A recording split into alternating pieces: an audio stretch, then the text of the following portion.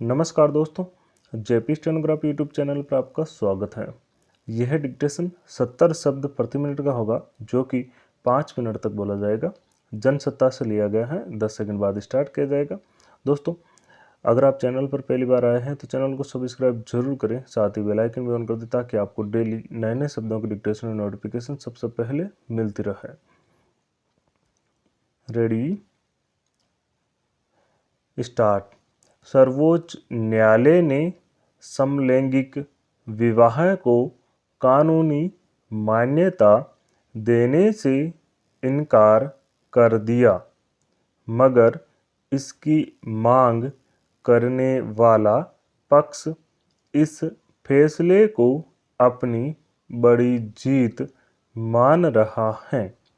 दरअसल समलैंगिक संबंधों को भारतीय समाज में एक अभिशाप माना जाता रहा है।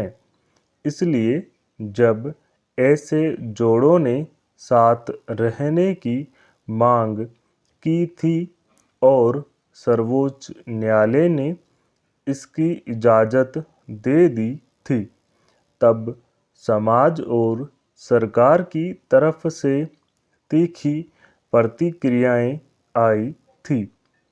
मगर सर्वोच्च न्यायालय के फैसले के बाद समलैंगिकों को समाज में नज़र बचाकर चलने से एक तरह से मुक्ति मिल गई। अब कानूनी रूप से उनके व्यक्तिगत अधिकारों में दखल नहीं दी जा सकती। हालांकि जब ऐसे जोड़ों ने विवाह रचाकर साथ रहने और सामान्य वैवाहिक जीवन जीने की इजाज़त चाही, तो यह सर्वोच्च न्यायालय के लिए भी एक कठिन स्थिति थी। इस पर न्यायालय ने इस संबंध में काम करने वाली स्वयंसेवी संस्थाओं, केंद्र और सभी राज्य सरकारों को शामिल किया और उनकी सबकी राय ली। केंद्र सरकार ने स्पष्ट कहा था कि वह समलैंगिक विवाह के पक्ष में नहीं है, क्योंकि भारतीय परंपरा के अनुसार विवाह का अर्थ दो विपरीत लिंगी लोगों के साथ रहने और वंश वृद्धि करने की इजाज़त देना है। दरअसल भारतीय समाज में विवाह एक पवित्र बंधन है। उससे जुड़े अनेक रीति रिवाज हैं।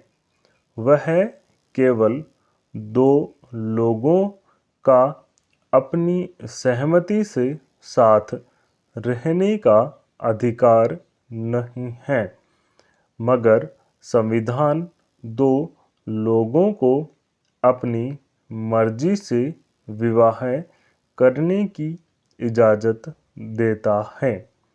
हालांकि वहाँ भी विवाह की परिभाषा स्त्री और पुरुष के बीच संबंधों से जुड़ी हुई है। ऐसे में सर्वोच्च न्यायालय के लिए उसमें से कोई रास्ता निकालना कठिन था। इसलिए प्रधान न्यायाधीश ने ऐसे विवाह को कानूनी मान्यता देने से इनकार करते हुए कहा कि हम इससे संबंधित कोई कानून नहीं बना सकते। इस पर सरकारों को विचार करने की ज़रूरत है।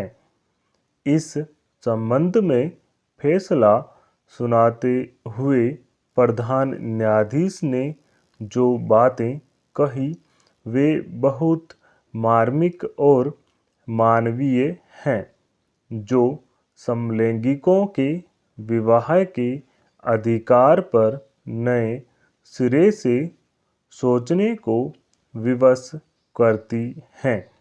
उन्होंने कहा कि विवाह कोई अपरिवर्तनीय संस्था नहीं है, उसका स्वरूप अब काफ़ी कुछ बदल चुका है। ऐसे में समलैंगिकों के बारे में भी नए ढंग से सोचने की ज़रूरत है। उन्होंने यह जिम्मेदारी सरकार पर छोड़ दी है। स्टॉप।